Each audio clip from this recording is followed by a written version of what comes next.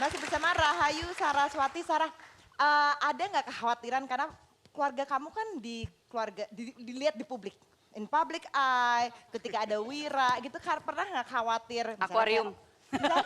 Misalnya kayak Om Prabowo deh gitu. Yeah. Dia tahu ada cucunya berarti kan, yang punya Down syndrome. Ada nggak itu dari keluarga besar yang belum bisa nerima?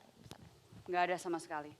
Saya pokoknya sangat bersyukur sekali lagi bahwa keluarga saya, jadi yang pertama saya beritahukan itu orang tua saya, lalu juga orang tuanya suami saya, sama my second moms. Jadi adik-adik dari ibu saya itu yang turut membesarkan saya, jadi mereka udah kayak ibu kedua. Dan perlahan-lahan juga kita beritahukan kepada keluarga besar, nggak ada satupun, pokoknya semuanya udah langsung, he is still ours gitu loh. Dia masih punya kita dan nggak ada sama sekali, mereka cuma langsung mikirnya, oke, jadi kalau misalkan ada apa, just let us know gitu loh. Dan Pak Debowo tuh langsung mikirin soal stem cell lah, soal apa gitu kan. Dia cuma mikirin oke. Jadi ada, ya kan sekarang ada banyak ya riset soal kayak gitu. Jadi udah langsung mikirin gitu. Kalau like, no, Pak De, it's okay. Ntar kalau misalkan ada perlu, oke, I'll let you know kan gitu. Tapi nggak, sangat supportingnya emang luar biasa. Oke, untuk kakaknya Wira gimana? Mempersiapkan? Naren gimana? Oh, that is a story by itself. Itu, wow, nggak ada yang bisa ngalahin ikatan mereka. Jadi waktu saya lahir, memang saya udah langsung ngasih tauin dia, ini Dede. Dia waktu itu belum 2 tahun, jadi pas Wira lahir tuh baru mau 2 tahun. Tapi dia ngerti waktu saya lagi masuk rumah sakit, dia datang untuk ngunjungin, saya masih kontraksinya karena ini 21 jam, anak kedua. Tapi anak saya udah langsung tahu, dia langsung nunjukin, waktu itu belum bisa ngomong. Tapi dia langsung nunjukin, tahu kalau dedeknya udah mau datang. And then pas adeknya di NICU karena memang 5 hari, dia itu that was toughest 5 days of my life. 5 hari paling berat karena dia di NICU, kita bahkan orang tua juga nggak bisa megangin, kadang-kadang gendong ya harus cepet banget karena dia perlu untuk anget dan seterusnya. Adiknya tuh sampai nyariin di ruangan bayi. Jadi ada bayi, Naren nih. Iya Naren. Anak saya yang pertama namanya Narendra, Naren panggilannya. Dia sampai ngelihat ada bayi lain, dia diambil untuk diantar ke orang tuanya. Dia nangis, dia kira itu adiknya. Dia langsung, Dede. And then waktu adiknya akhirnya masuk ke ruangan kita, believe or not, ini anak hampir 2 tahun, belum bisa ngomong, dia joget 5 menit. Wow. Masih ada videonya, dia buka, karena kan ditutup pakai cover yang nyamuk itu. Dibuka, terus joget lagi. Terus dia suruh semuanya pada, terus joget lagi kayak gini. I'm like, what? Gitu loh, dan sampai sekarang sayang banget minta ampun, kecuali kalau mainan. Kalau mainan ya, Dede, no. tapi love-nya itu ikatannya, jadi kalau mereka terpisah satu sama lain lebih dari berapa hari, itu pasti udah kelihatan mulai depresi, mulai nyari banget, dan they love each other. Sarah bakal cerita nggak ke Naren? Kalau Dede tuh ada apa gitu? Ya itu yang kita mulai ngeliat kayaknya, dan anak saya yang pertama ini memang very soft hearted gitu, jadi kayaknya dia juga ngerti gitu, tapi nantinya pasti akan lebih dijelaskan ya. Tapi bukan dalam arti bahwa dia adek ini butuh apa atau apa. Jadi istilahnya paling karena ini dedenya yang lebih agak kuatan dikit. Jadi kakaknya yang biasa dipukul. Itu kakaknya dipukul, ditendang. Kakaknya nggak marah sama dia cuma bilang mama. Sampai berdarah, pernah sampai berdarah. Tapi dia nggak marah sama adeknya karena kayaknya dia ngerti gitu. Dedenya nggak ngerti. Wow. Oke. Sar, Yes. hebat banget. Tapi ya jujur, karena kita Tuhan tahu sih ya, memberikan kekuatan kepada orang-orang yang emang benar-benar siap gitu loh. Ya. Dan lu adalah orang yang siap gitu. Amin. Dan karena gini, gue pernah waktu gue serangan jantung aja orang nyebutnya, wah lu tuh banyak dosa, lu tuh gini. Orang nyebutnya gitu, sedangkan gue gak percaya sama hal gitu kan. Kita gak percaya sama hal itu. Cuman yang ngomongin netizen, nah kita ngomongin netizen. Lu ngadepin mereka seperti apa, tapi gue bersyukur dari lu ceritanya karena kan lu dikelilingi support system yang udah bagus banget gitu.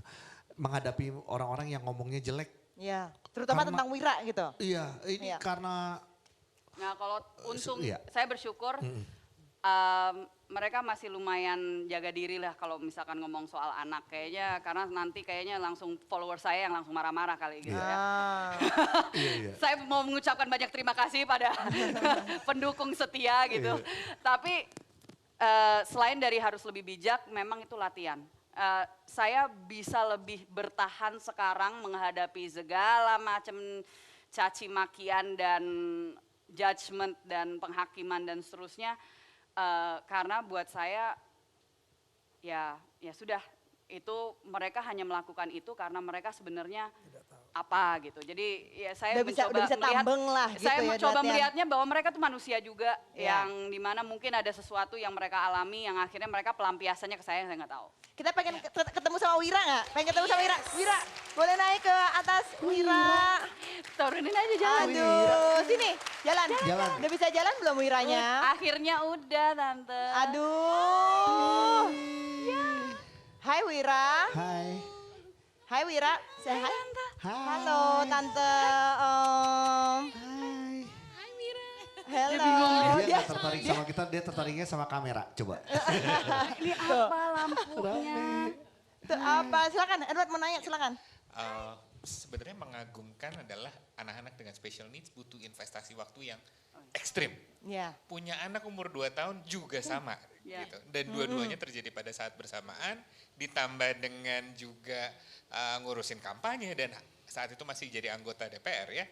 Gimana cara bagi waktunya dan rawat dirinya gimana sih? Waktu 24 jam baginya gimana gitu? Jujur, Iya, benar loh.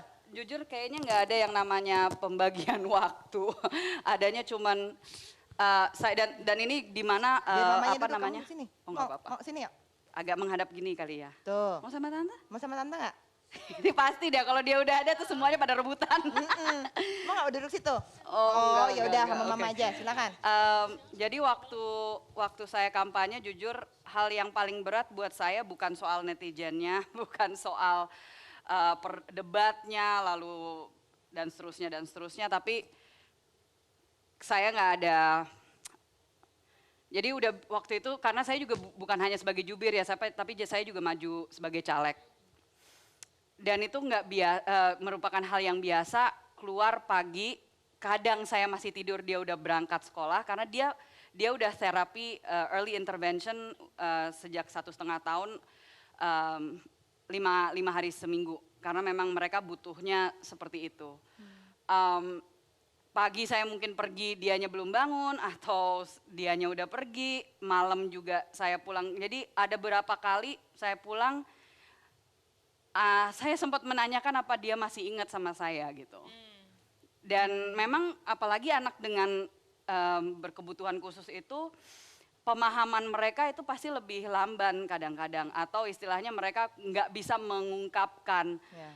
Jadi pernah dia ngambek sama saya atau pernah istilahnya dia lebih mau sama mbaknya dibanding saya gitu. Dan saya harus menyadari dan itu di situ di mana saya belajar untuk mengucapkan banyak terima kasih kepada all the women ya perempuan-perempuan pejuang sebelum saya yang membuka pintu itu yang dimana sekarang keberadaan kita sebagai working mom bisa lebih diterima dan kalau misalkan saya mengatakan maaf anak saya lagi butuh saya saat ini walaupun itu tough gitu mereka juga harus terima karena family comes first.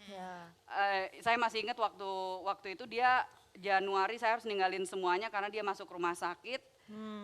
Karena dia udah pneumonia dan bronkonumonia waktu itu sama pneumokokal jadi udah 2 kali masuk rumah sakit but again gitu maksudnya saya hanya bersyukur dia juga pun kalau dia mencintai juga tanpa syarat gitu kan jadi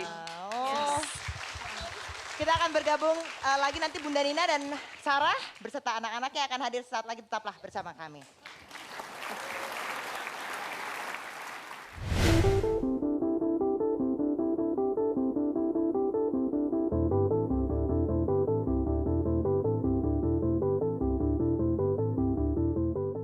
karena saya pasti akan bilang, saya pasti langsung mama bearnya keluar gitu. Maksud lo anak gue gak sempurna gitu.